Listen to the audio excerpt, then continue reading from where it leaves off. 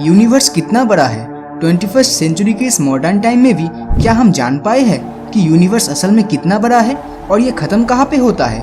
अगर आपसे पूछा जाए कि ये फुटबॉल या आपका घर कितना बड़ा है, वो तो आप आसानी से मेजरमेंट के जरिए बता सकते हो, लेकिन जब बात यूनिवर्स की आती है तब ये इमेजिन करना भी मुश्किल हो जाता है। तो आज हम इसी टॉपिक के बारे में इस वीडियो में बात करेंगे, तो इसीलिए वीडियो को शुरू से लेकर लास्ट तक ज़रूर देखना। ये है हमारी धरती, और आप जिस भी चीज़ को अपने सराउंडिंग देख रहे हो वो यहाँ पे ही एग्जिस्ट करता है। कैलकुलेशन से ये पता चला है कि हमारी धरती इक्वेटर पे 24,901 माइल या 40,075 किलोमीटर जितना लेंथ है। तो इससे आप इमेजिन कर सकते हो कि ये डिस्टेंस एक नॉर्मल ह्यूमन बीइंग को ट्रैवल करने में कितना ज़्यादा टाइम लगेगा। लेकिन जो धरती हमारे लिए इतना बड़ा है वो असल में यूनिवर्स के मुकाबले कितना बड़ा है? तो शुरू करते हैं हमारे नेचुरल सैटेलाइट मून से। नॉर्मल आंखों से देखने में चांद हमें सबसे बड़ा और धरती के सबसे नज़दीक लग सकता है, लेकिन रियलिटी में चांद हमसे 3,84,000 किलोमीटर दूर है। अगर इमेजिन किया जाए तो इस गैप में 30 और पृथ्वी आराम से फिट हो जाएगा। अगर 100 किलोमीटर पर आवर के रफ्तार से धरती से मून की ओर ट्रैवल किया जाए तो तब भी चांद तक पहुंचने में 160 दिन जितना समय लग जाएगा। इस दुनिया की आबादी 7.6 बिलियन जितना है और उनमें से सिर्फ 12 ऐसे लोग थे जो यहाँ तक पहुँच पाए हैं। चांद से हमारी धरती कुछ इस तरह दिखता है, लेकिन अगर यही धरती आप मार्स या मंगल ग्रह से देखते हो तो ये एक डॉट जितना ही दिखाई देगा। मार्स की दूरी हमारी धरती से on an average 225 million kilometre तक का है। ये डिस्टेंस इतना है कि लाइट को भी यहाँ तक पहुँचने में 20 मिनट समय लग जाएगा, जिसका मतलब मार्स से धरती तक इंस्टेंट कम्युनिकेशन कर पाना इम्पॉसिबल है।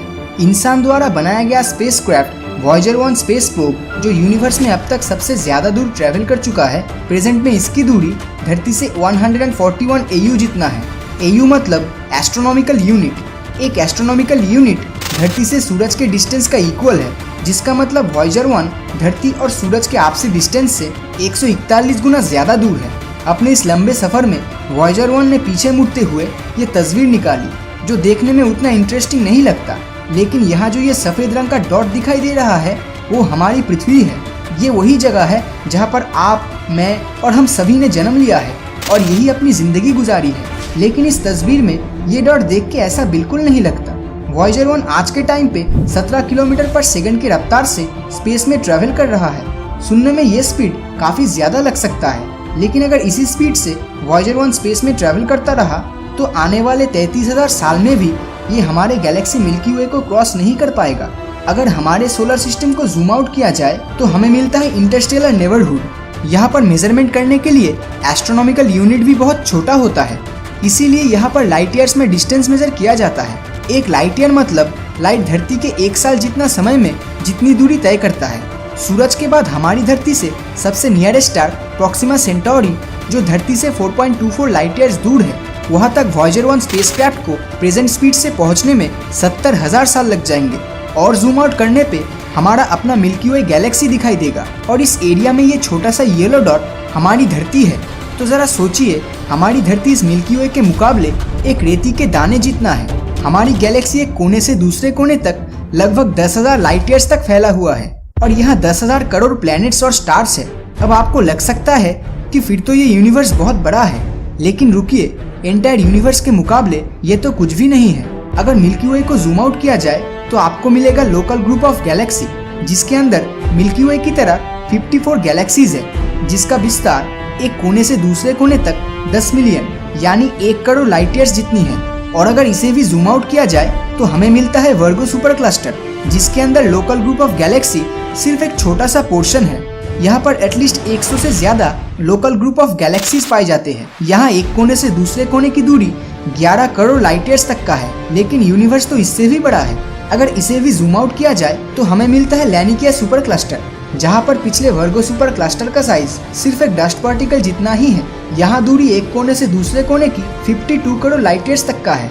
और अगर इसे भी जूम आउट किया जाए तो लैनिकिया सुपर क्लस्टर भी एक छोटा सा भाग है उस हिस्से का जिसे हम ऑब्जर्वेबल यूनिवर्स कहते हैं। लेकिन इसका ये मतलब नहीं बनता कि यही तक पूरा यूनिवर्स सीमित है। ये सिर्फ इतनी दूरी है जहाँ तक इंसान डिस्कवर कर चुका है, और ये जरूर हो सकता है कि पूरा यूनिवर्स इससे भी कई हजार लाखों गुना बड़ा हो। और हमें ये बात नहीं भूलना चाहिए कि इस ऑब्जर्वेबल यूनिवर्स का सेंटर हमारी धरती को एज्यूम किया गया है। जो असल में रियलिटी नहीं है। अर्थ को सेंटर में रखते हुए हमारा यूनिवर्स दोनों तरफ 4650 करोड़ यानी टोटल 9300 करोड़ लाइट ईयर्स तक है। तो अभी तक जितनी भी चीज़ों के बारे में बताया गया है वो सिर्फ और सिर्फ ऑब्जर्वेबल यूनिवर्स से जुड़ा है। तो अब एक सवाल उठ सकता है कि क्या ऑब्जर्वेबल यूनिवर्स एक कंप्लीट यूनिवर्स है? असल में यूनिवर्स दो पार्ट्स में डिवाइड है। एक है ऑब्जर्वेबल यूनिवर्स जिसे अभी तक मॉडर्न साइंस देख या जान पाया है, और दूसरी तरफ द होल यूनिवर्स जो ऑब्जर्वेबल यूनिवर्स के साथ साथ वो हिस्सा भी आता है जिसे अभी तक हम इंसान जान नहीं पाए हैं। एग्जाम्पल के तौर पे जैसे एक लंबी टावर पूरे दुनिया का सेंटर नहीं हो सकता, वो सिर्फ दुनिया के एक छोटे से हिस्से का सेंटर है। वो हिस्सा जिसे उस टावर पे बैठा हुआ इंसान देख सकता है वो उसके लिए ऑब्जर्वेबल यूनिवर्स है, और जो भी हिस्सा वो नहीं देख पा रहा है उसका ये मतलब नहीं बनता कि उसके रीच से वो बाहर का हिस्सा एग्जिस्ट नहीं करता। यानी टावर पे बैठे उस आदमी की आंखों की पहुंच से दूर जितनी भी पोर्शंस है वो पोर्शंस उस आदमी के लिए दी नॉन ऑब्जर्वेबल यूनिवर्स है, और ये पूरा यूनिवर्स ऑब्जर्वेबल और नॉन ऑब्जर्वेबल यूनिवर्स को मिलाकर बनता है। आई होप इस एग्जाम्पल से आपको ऑब्जर्वेबल और दी नॉन ऑब्जर्वेबल यूनिवर्स का डिफरेंस समझ आ ही गया होगा।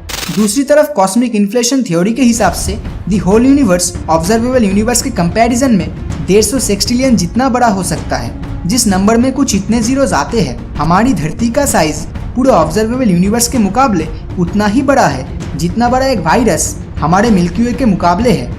अगर पूरे वीडियो को समराइज किया जाए तो यूनिवर्स कितना बड़ा है? ऑब्जर्वेबल यूनिवर्स तो 93 बिलियन लाइट ईयर्स जितना बड़ा है, और दूसरी तरफ दी होल यूनिवर्स इनफाइनाइट या अनंत जिसे कहते हैं। क्या यूनिवर्स का कोई अंत या किनारा है?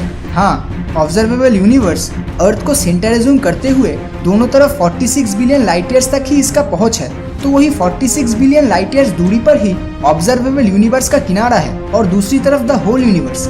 इसका कोई एग्जैक्ट आंसर अभी तक नहीं मिल पाया है। क्या ऑब्जर्वेबल यूनिवर्स का कोई सेंटर है?